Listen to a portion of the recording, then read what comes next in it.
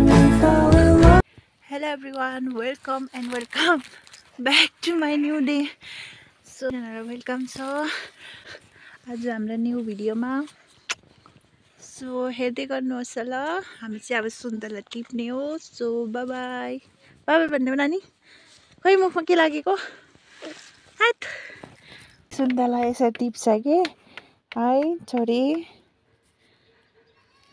छोटा र नानी एउटा हातले पक्रेर फेरि यहाँ नानी छ हेर्नुपर्छ नि हाम्रो ढुन्टे के गर्दैछ. मैले लौ लौ यो समात त समात्दै गर ल. म चाहिँ सुन्तला लिनु गएको. यति टाढो टाढो गिर्छ. त्यही सुन्तला टिपिसके. अब चाहिँ खाने हो सुन्तला नि. हेर्नुपर्छ नि यो पशु के गरेको के यति नै सुन्तला टिपिसके. तिनवटा भने तिमीले त धेरै टिपेको थियो तर यति नै. ल तिमीलाई एउटा यो राख. यो खाऊ ल. आमाम पर्छ नि फेरि. लोकल अर्ग्यानिक सुन्तला हो. फर्स्ट बाइट दृश्यलाई टेक इट. सुन्तला हेर्नुहोस् हेर्नु.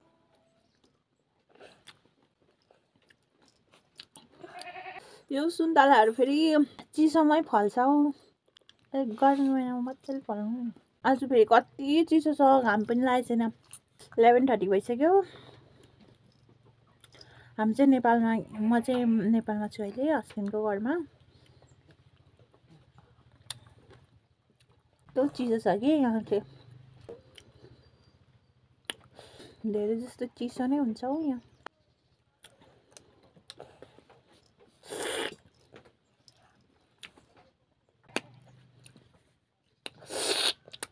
नानी यसो गर्न. सो खाइसक्यो सुन्तला. अब यो चाहिँ तिस्याएको भाग होला हौ तिम्रो. राख. अब चाहिँ तिस्याएको भोबुलाई पानी गरम गरिदिन्छु. नुहाउनुहुन्छ नि. अब कसरी खाएको गरिदेऊ न. मिठो खाना बनाउँछु अनि खाने हो. चुलामै बनाउनु पर्यो. तातो हुन्छ नि नानी. सो बादमा भेटौँ. साग 3जना त म नानी आमा फुपू हो. यहाँ आइसक्यो. आउँदैछ ऊ मेरो पछि पछि. सब्जी टिप्नु पर्यो. सागको सब्जी बनाउँछु. हुन्छ 5-6वटा पात टिप्यो भने पनि भइहाल्छ. अब उसको सक्स मैला भयो. अब यतिवटा पात टिप्छु. धेरै टिप्नु सक्यो. हेर्नुहोस् गाइस यत्रो यत्रो छ. सागको पात चाहिँ यहाँ राख्नु पर्यो. यसलाई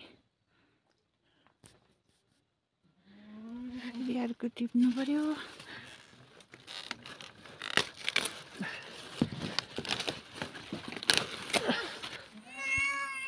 आउँदैछु पर्खेर साग टिप्ने के नानी. काम गर्ने घरमा बस्नेलाई भन्दा नि अब काम गर्नेलाई त भोक लाग्छ नि त. हो किन रुको. साग टिप्ने के भनेको रुइहाल्छ. हिलो हिलो भएछ फेरि खालि पेर आएछ. हेर्नुहोस् न हो यो छोरी चाहिँ खालि पेर आएर हिलो हिलो भयो. तिमी यहाँ बस न ल. यहाँ बस्छ है. यहाँ बस्नु ल. ल बाबु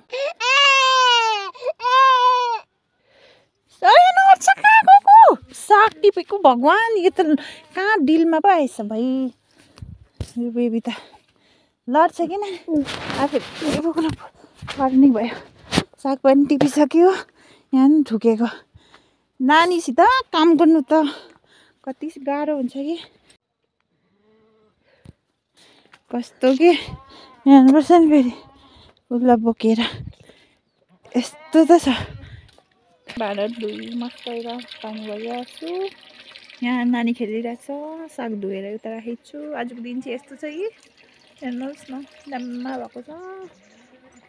यस्तो फेरि घरमा कोही हुँदैन, मलाई नानी मात्रै हो।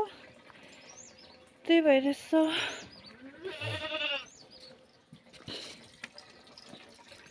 उसको र मेरो मात्रै हो घरको। यत्तिकै हो हामी दुई आमा छोरी। कहाँ गएको त्यो बोकेर नानी? नजाऊ न। ए भगवान्, नो नो नो पानीमा चाहिँ हाल्ने होइन नि भन्दैछु म तिमीलाई। अरे यो बिग्रिन्छ। उता जाऊ, उता जाऊ, उता जाऊ, मैले भन्दैछु नि उता जाऊ।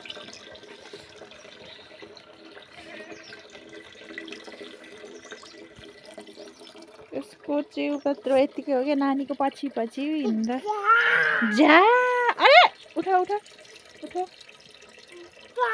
जा यता। अब टक्क लगाएर पानी अब यहाँ पानी चाहिँ लगाइसक्यो। यहाँ हाल्नुपर्छ नि, नानी छ, नानी आमा मात्रै हो। पानी चुलामा बसाल्छु, साग भिजाइरहेको छु। अयो आगो पोल्छ, पोल्छ यहाँ बस। हिँड त नानी, तिमी उता हिँड। तिमीले साह्रो बदमास गरे कि, बदमास साह्रै गरे। उसलाई घोले सिका सिसा बेबी, पानी नखेलाउ न। गिभ मी छ नि, फेरि भुङ्गा हुन्छ, भुङ्गा भुङ्गा हुन्छ।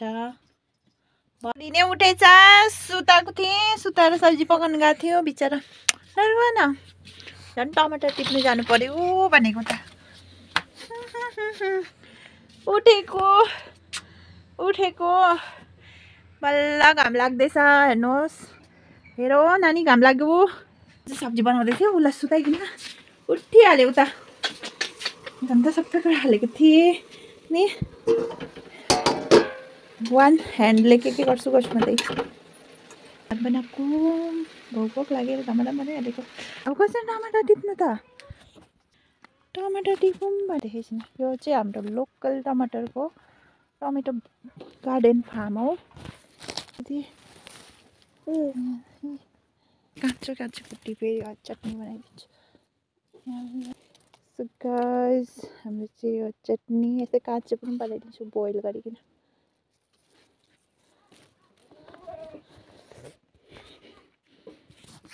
नि पारी टिपिसके डाइरेक्ट बोइल गरिदिन्छु। गरेको नि उठिहाल्छ, 5 सेकेन्ड पनि सुत्दैन। यो चाहिँ हो च्यारी टमेटो भन्दो रहेछ यसलाई है त्रिस्या। मेरो छोरी त भर्खर त सिक्दैछ। त्यही हो, के हुन्छ कि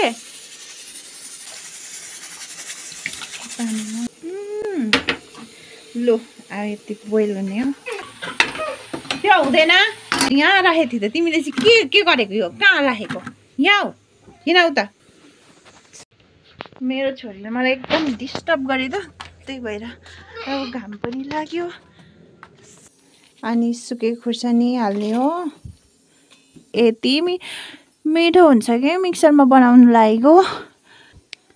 बोइल हुँदैछ। यहाँभरि उठेर एकदम बदमास गर्दैछ। आयो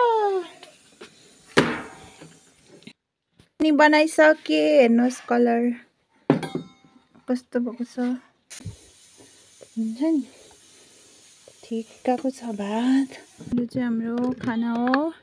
यहाँ चाहिँ घिउ छ, घाममा बसिकन खाएको तिसिया म। यहाँ चाहिँ घिउ हो। खाना खाएर भेटौँ ल।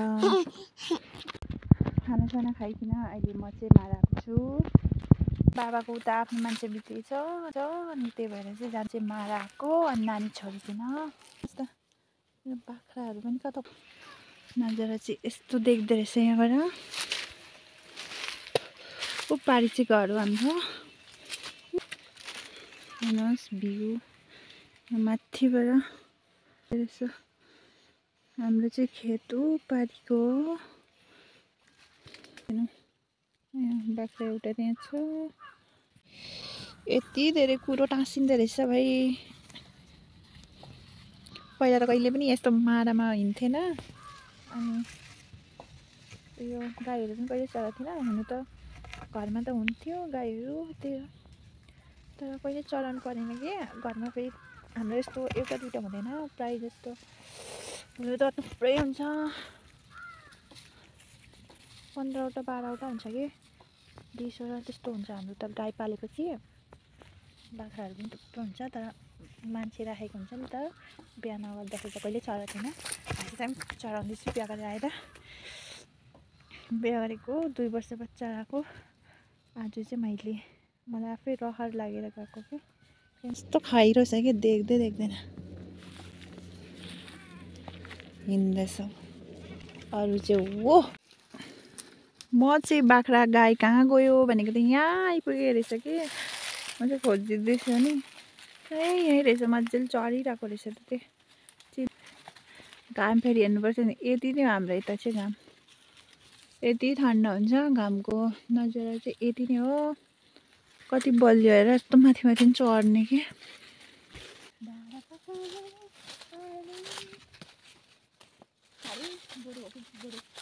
मजाले खानु बस त्यहाँबाट चाहिँ हुन्छ तिमीहरूको घर जाने टाइम आइज मैले अब साँझ पनि भएँ अनि माराबाट घर फर्किने टाइम भइसक्यो अनि भिडियो म यहाँ एन्ड गर्दैछु र सबैजना लाइक सेयर अनि सब्सक्राइब गरिदिनुहोस् र मेरो च्यानललाई सो अनि ह्याप्पी बस्नु र आफ्नो हेल्थको केयर गर्नु भनेर एन्ड गर्नु लागेको bye bye thank you for watching आज मेरो माराको देखि लिएर दिनभरिको भिडियो ब्लग थियो बाई बाई गाइस